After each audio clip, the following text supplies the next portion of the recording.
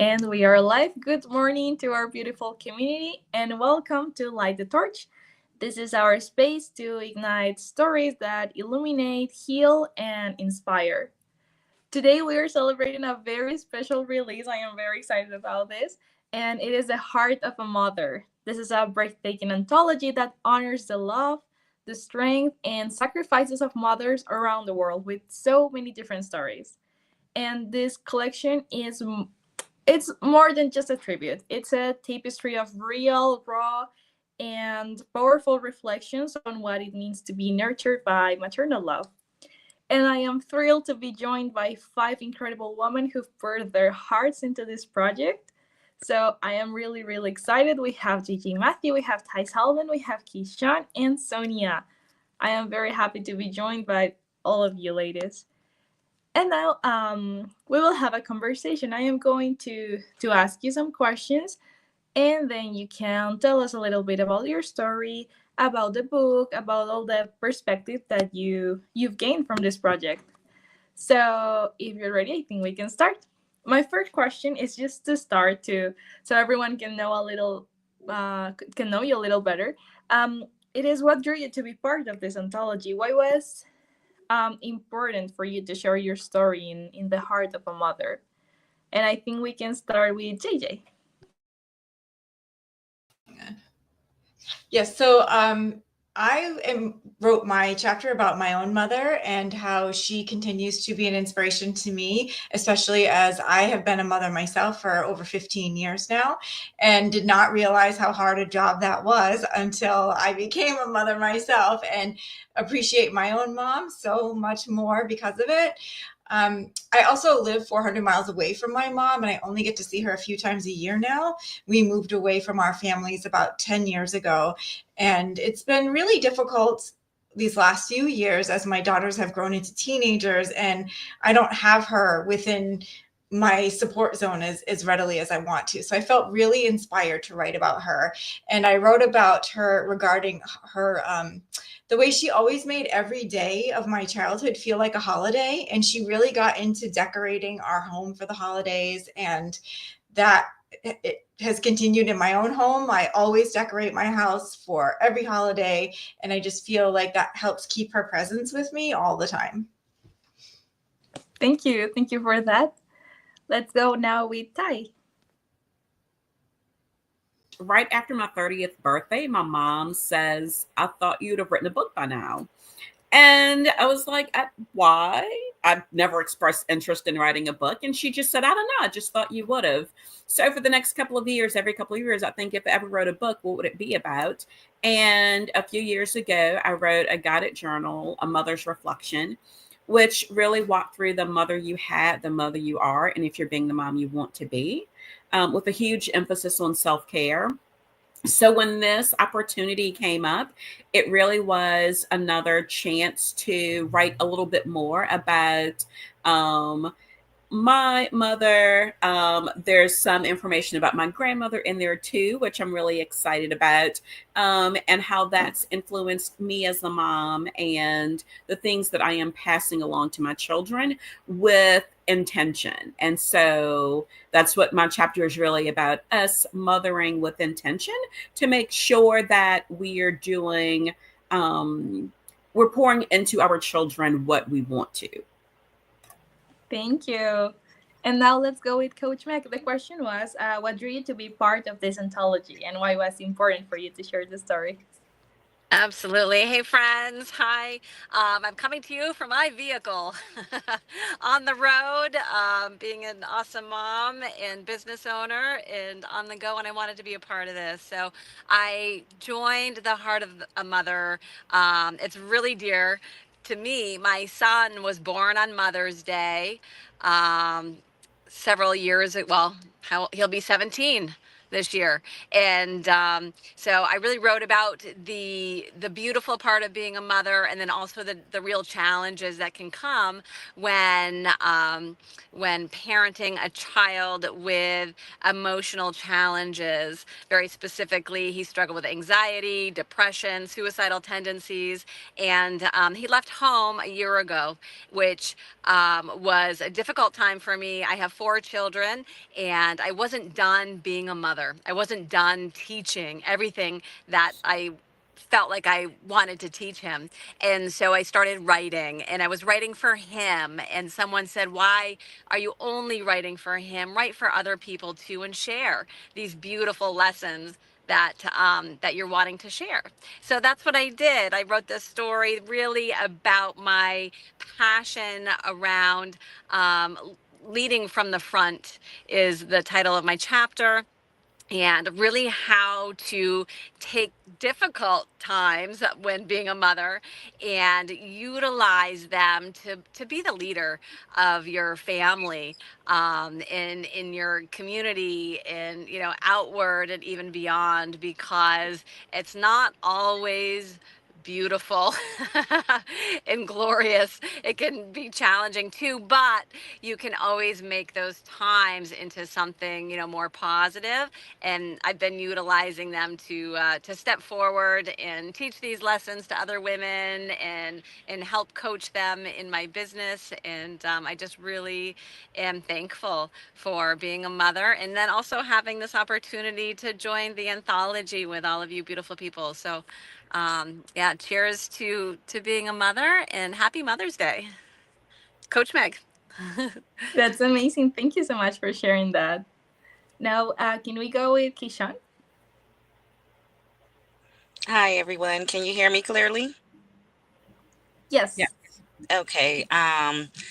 I participated in this book anthology because I felt like it was a healing process for me. I recently lost my mom a couple of years ago, and I'm in the transition of rebranding my company, and it's in honor of her as well. And so the title of my chapter is Resiliency in Motherhood. And I speak about the resiliency of my mom and how she put that in me. My mom is someone who suffered with a drug addiction for 38 of my 45 years. Last time I seen her sober, I was like 4 or 5. And then the last 2 or 3 years of her life, she got sober again. So I speak on that journey of that the resiliency she had to fight this disease and to eventually beat it. She is someone who also had to suffer with HIV and cancer. So it was a lot that she went through that she taught me. And watching her resiliency of beating this addiction, fighting HIV, beating cancer, living a lot longer than anyone ever thought she would be. She instilled resiliency in me that I can pass along to my children, and I speak about my journey of my resiliency of being bedridden for several years and my kids having to be my primary caregivers. So I'm speaking on my resiliency as well, and how it's being passed down generationally, from my mom to me and now to them. So that's the resiliency in motherhood, and why I had to participate in the heart of a mother, because I had a lot of resentment for the abuse and everything and trauma that I went through from my mom. But after she passed, and once I took the moment to realize it takes a hell of a human being to fight this drug addiction battle for almost 40 years, and she never gave up. So this was my heart calling to me, and I knew it was helping me with my grieving process. And I'm also using this book to be the first hint of what the rebrand of my company. So if people want to know what I'm doing, they got to read the book and catch the hints of what the world is getting ready to see. Thank you for sharing your story, and I'm so sorry for your loss. Now I want to ask you, Sonia. Such great stories. I'm so happy to be part of this anthology with so many amazing, inspiring authors. I wrote it for so many reasons, but a little bit of what JJ said too. I have a really great relationship with my mother. We are very close, and she has been a true inspiration to me. So I talked about the power of her love and support and having a close connection with a mother who was very much driven. She was hardworking, and I got to really watch her handle being a mom and all of the other roles that she played as a working mom. But then I also wrote about the power of being a mother and the challenges of motherhood. I'm a mother of 3 beautiful children. I have teens, and I even have a toddler. So I am living in many stages of development right now. So I just talked a lot about what it's been like for me as a mother, and how blessed I feel to have had a very positive relationship with my own mother and have been able to bring a lot of those qualities into the relationship I have with my own children. So Thank you, Sonia. Thank you so much. Now we can continue with Tululu. Tululu. Hi, everyone. Yeah, I'm Tolu from the Republic of Ireland. So wonderful to connect with all these beautiful mothers here. My own chapter is actually based on 2 wonderful people. First, my grandma and my mom. So my mom is actually the main person because I kind of saw the resilience in her, a strength, a faith as well. And unfortunately, she passed last year from cancer. And I didn't even really know how much I was going to miss her. And so it's such an opportunity for me to be part of this anthology, to be able to talk about some of the things that she was able to accomplish. Even though, like, we think all these people in the limelight are the ones that are doing wonderful things, but there are actually people like my mom who was an unsung hero, and that's the title of my own part, because it's like they demonstrate so much strength, faith, and impact, but they were not there in people's face. And most of the things that someone like my mom did was kind of done underneath, even, and the impact was really, really great. My mom was a very generous person, who was a mother to a lot of people. And even though she had 3 children, but I can tell you that she mothered a lot of people. Our door was open, and I thought that's how every home was. Our freezer was so full, and everyone that came to our house never wanted to leave because of our generosity. And I thought that's how all homes were, until I had my home and I realized that she must have actually put a lot, for her to be able to do all of that. And it wasn't like she was a rich person, but she never complained. I never saw her complain about anything. She was a very good manager. And the sacrifice, I could see it now that I'm a mother, that it was a huge sacrifice. And one of the things was our prayers. Our prayers was a pillar of support for every one of us. And I know that there are different times when I ran into different trouble, then I called my mom, and she was always a pillar of strength. We kind of missed that, and I felt like, will I be able to actually step into her shoes, to be able to stand in and be there for a lot of people? I feel it's a really big thing, for me to be able to feel it, but I just want to try my best. And again, I talked about my grandmother, also believed so much in our son, even when everybody gave up on him.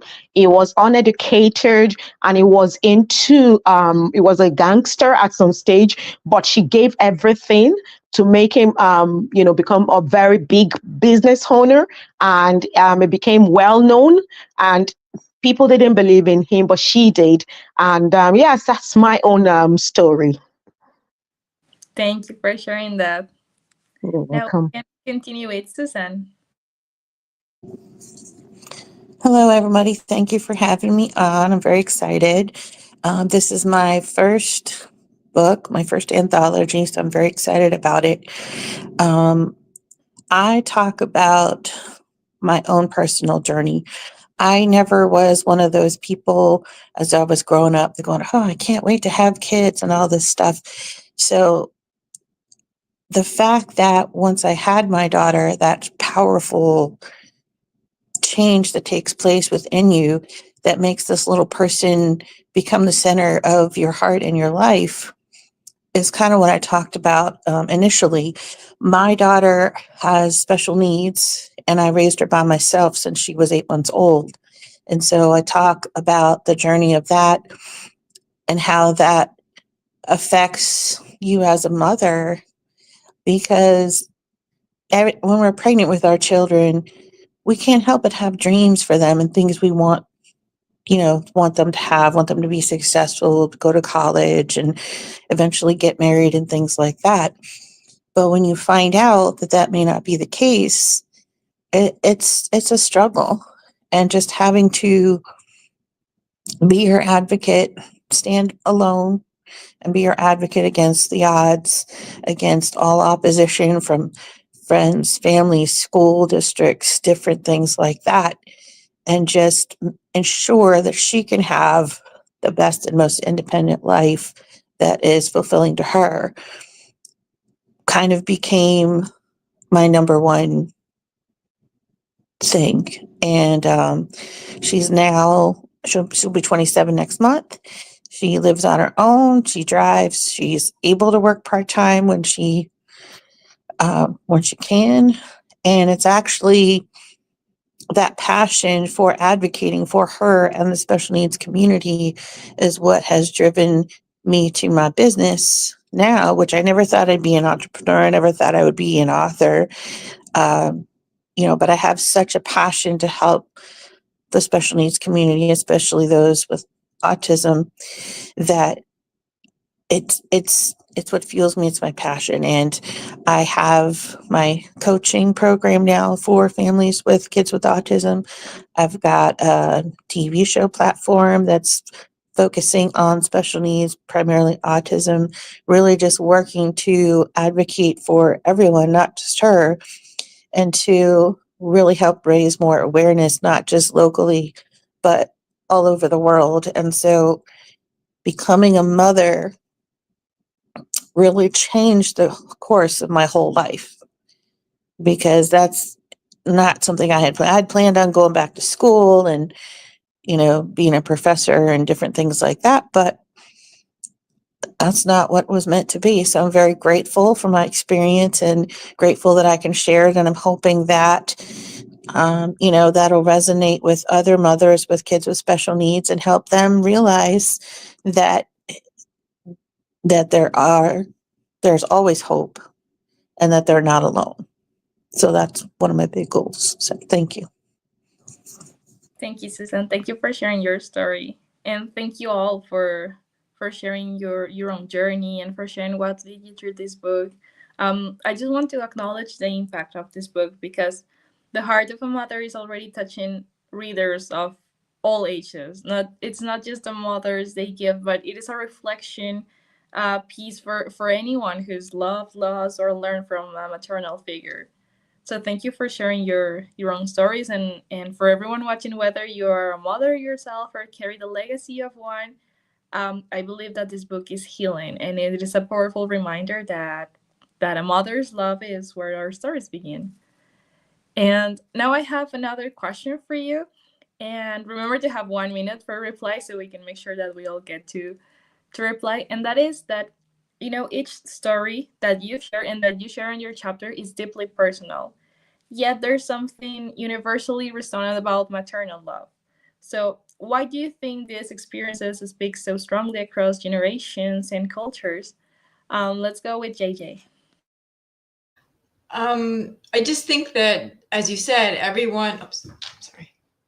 Everyone has a maternal figure in their life, and that person has inspired them in some way, in some positive way. And through my practice of astrology, I've actually learned that the moon is such a significant indicator of maternal love and of that mother figure in your life. So I just feel like that being such a significant symbol for the entire human race, mother's love, any sort of guidance you can receive from any sort of maternal figure in your life does cross all genders, races, all boundaries, and can help unite us all. So I feel like this book is a great way to help unite people across the world, as we are definitely feeling the pressure of being somewhat divided. And I'm very hopeful that this book is coming out in time for Mother's Day. I'm excited. It's actually a gift to my mother for Mother's Day, and I hope that other people share it with the maternal figures that have inspired them. And I'm grateful that I get to be a part of this wonderful book with all these amazing mothers and maternal figures. Thank you. Thank you for that. Let's go now with Ty. Oh, you're muted. Thank you. There I was going to say that some of the, even sharings of the ladies on the call already, I'm like, oh yeah, like that part's in my chapter, or I talk about that too. And so it's really beautiful to see that this maternal love, it's again universal, and that we have a desire to not only protect this child, or really it even goes beyond our own like biological children, right? But there's this need to protect and to grow and to nurture these people in our lives. And one of the things I like to be mindful of is that, like, of course, that's not everybody's example, right? There are some mothers who struggle with other issues that can prevent them from being who they are, but that other women step up to nurture and help those people. And we've seen that from people talking about like their grandmothers and other women in their lives. Thank you so much. Let's go now with Susan.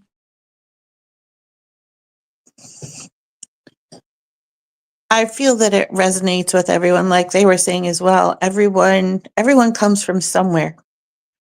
We're all here because we had a mother, whether they were a birth mother, whether it's an adopted mother, whether it's, grandparents that have taken you in, and us, whether you have children or don't have children, you have a mother, a grandmother, or a mother figure.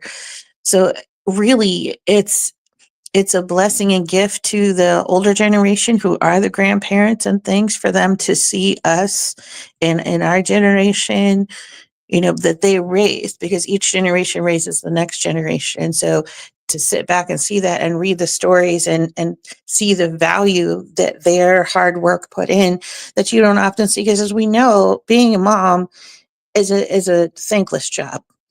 We don't often hear, thanks, Mom. I appreciate your sacrifice. That was really good. So for them to be able to see that and see how the fruits of their labor is just a really beautiful thing. And that trickles down to, even the children.